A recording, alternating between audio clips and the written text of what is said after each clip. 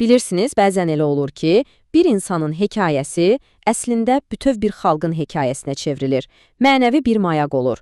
Bugün biz məhz belə bir hekayədən danışacağıq. İnsan ləyaqətinin, sarsılmaz iradənin və vicdan borcunun simvolu olan Natiq Qasımovun hekayəsindən.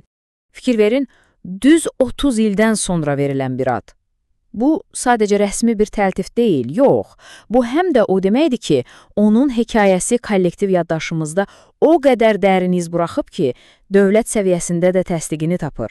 Və bu, onun mirasının bugün bizim üçün nə qədər aktual olduğunu bir daha göstərir.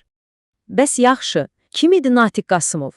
Və onu bir millətin simvoluna çevirən nə idi? Gəlin bu sualların cavabını birlikdə axtaraq.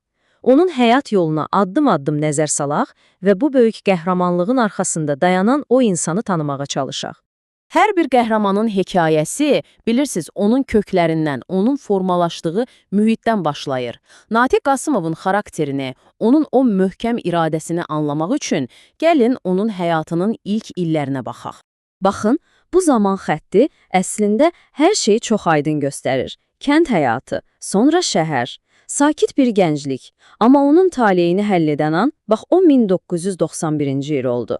Hərbi xidməti bitirib geri dönür və bir an belə tərəddüd etmədən könüllü olaraq cəbhəyə yazılır.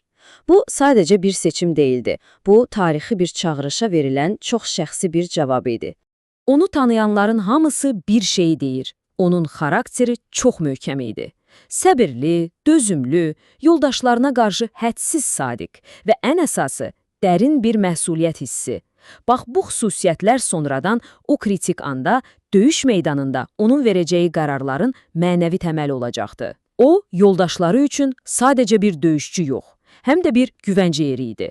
Və bu sitat məncə hər şeyi mükəmməl izah edir. Onun vətən sevgisi quru sözlərdə, şüarlarda deyildi. Onun sevgisi müharibənin ən çətin anında seçdiyi mövqedə idi. Geri çəkilməmək, lazım gəlsə tək qalıb sona qədər vuruşmaq qərarında idi.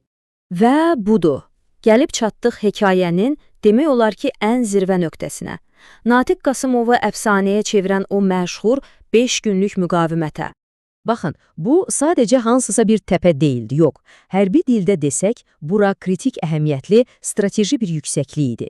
Kim bu yüksəkliyə nəzarət edirdisə, bütün ətrafı müşahidə edə, atəş altında saxlaya bilirdi. Yəni, bu mövqeyini saxlamaq, düşmənin irəliləməsinin qarşısını almaq deməkdir.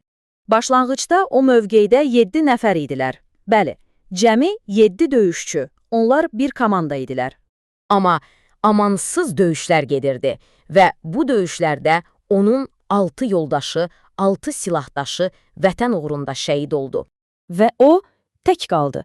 Təsəvvür edirsiniz, bütün o yüksəklikdə düşmənlə üz-üzə bircə nəfər. Yalnız Natiq Qasımov.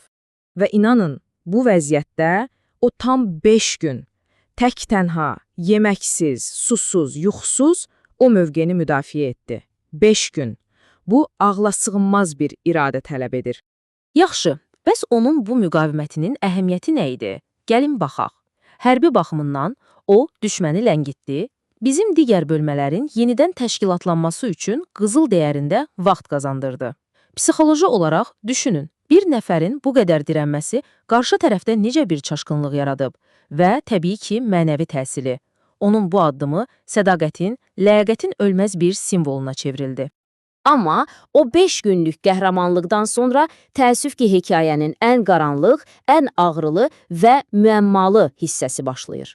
Bu qədər müqavimətə, bu qədər dirənişə baxmayaraq, sonda o əsir düşdü. Bu, onun döyüş yolunun sonuydu, amma taleyinin sonu değildi. Əlimizdə nə var? Bəli, onun əsir düşdüyünü sübut edən fotolar var. Hətta Oğul sənədli filmindəki o məşhur kadrlar. Amma sonrası böyük bir sual işarəsidir. Müxtəlif versiyalar var, fərqli rəvayətlər var, lakin onun sonraki taleyi bugünə qədər bir sir olaraq qalmaqdadır. Baxın, bir insan fiziki olaraq itkin düşə bilər, amma onun hekayəsi, onun irsi, o yaşayır və zaman keçdikcə daha da güclənir, daha da böyüyür. Bəs yaxşı, bu irs bugün necə yaşayır? Hər şeydən əvvəl, təbii ki, gələcək nəsillər vasitəsilə. Onun adı Mingəçevirdə bir məktəbə verilib. Bu sadəcə bir lövhə üzərindəki ad deyil, bu o deməkdir ki, gələcək nəsillər bu hekayə ilə, bu qəhrəmanlıqla böyüyür. Və təbii ki, yaddaş həm də daşa, metala həkk olunur. Abidələrdə, onun adını daşıyan məktəbdə büstünün ucaldılması da bu yaddaşın canlı saxlanılmasına xidmət edir. Bu abidələr bizə sadəcə keçmişi xatırlatmır, həm də gələcəyə bir mesaj ötürür. Lakin bütün bunlardan daha vacibi odur ki, Natiq Qasımovun hekayəsi sadəcə məktəblərdə, kitablarda, abidələrdə deyil. O artıq bir xalqın yaddaşındadır, kollektiv şuurundadır. O artıq bir fərd deyil, bir dəyərin özüdür. Və sonda gəlin bu sual üzərində düşünək. Necə olur ki, bir insanın cəsarəti bütün bir millət üçün mənəvi bir istiqamətə, bir növ kompasa çevrilir?